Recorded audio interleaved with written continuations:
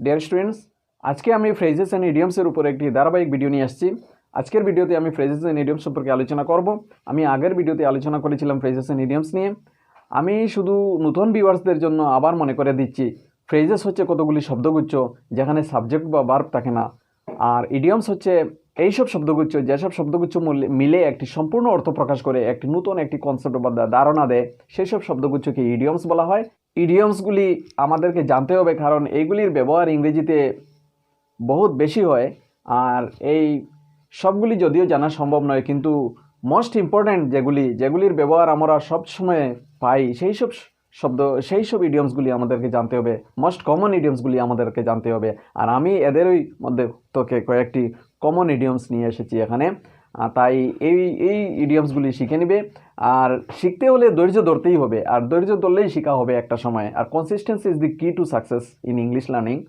মানে অর্থাৎ আমাদের ধারাবাহিকভাবে আমরা শিখতে থাকবো। আমরা যদি ধারাবাহিকভাবে শিখতে থাকি তাহলে একটা সময় আমরা দক্ষ হয়ে উঠবো। আর এই ইডিয়মসগুলির ব্যবহারও এইগুলি কম্পিটিটিভ এক্সামের জন্য প্রয়োজন, তাই এইগুলি ভালো করে শিখে নিবে। আর আজকের ইডিয়মসগুলি হচ্ছে, প্রথমে with flying colours. With flying colours, এখানে কোনো কালারের কথা বলা হচ্ছে না, কোনো রঙের কথা বলা হচ্ছে না। ফ্লাইং মানে উড়ন্ত, এইরকম কোনো কিছু বলা হচ্ছে না। উইথ ফ্লাইং কালার্স মানে হচ্ছে বিজয়ী হওয়া। With flying colours, FLYING, flying, CLOURS, colours, বিজয়ী হওয়া। উইথ ফ্লাইং কালার্স, বিজয়ী হওয়া।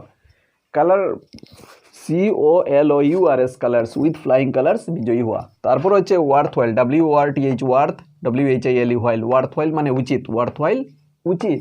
তারপর হচ্ছে on the threshold of, THRESHOLD, threshold. On the threshold of মানে দুয়ারগুড়ায়, অন দ্য থ্রেশহোল্ড অফ, দুয়ারগুড়ায়। তারপর হচ্ছে once in a way, WAY, way. Once in a way হচ্ছে একেবারেই মাত্র, ওয়ান্স ইন এ ওয়ে একেবারেই মাত্র। Over head and years, OVER, over HEAD, head and EARS, years. Over head and years মানে গভীরভাবে। তারপর হচ্ছে on the brink of, BRINK, brink of. On the brink of মানে কাছাকাছি, অন দ্য ব্রিঙ্ক অফ কাছাকাছি। তারপর হচ্ছে open question, OPEN, open, QUESTION। Open question হচ্ছে অমীমাংসিত বিষয়। ওপেন কোয়েশ্চন হচ্ছে অমীমাংসিত বিষয়, এখানে কোনো খোলা প্রশ্ন এরকম কিছু নয়, অমীমাংসিত বিষয়। তারপর হচ্ছে on the ab of, EVE, on the ab of মানে ঠিক পূর্বে, কোনো কাজের ঠিক পূর্বে, কোনো কিছুর ঠিক পূর্বে। অন দ্য অ্যাব অফ, ঠিক পূর্বে।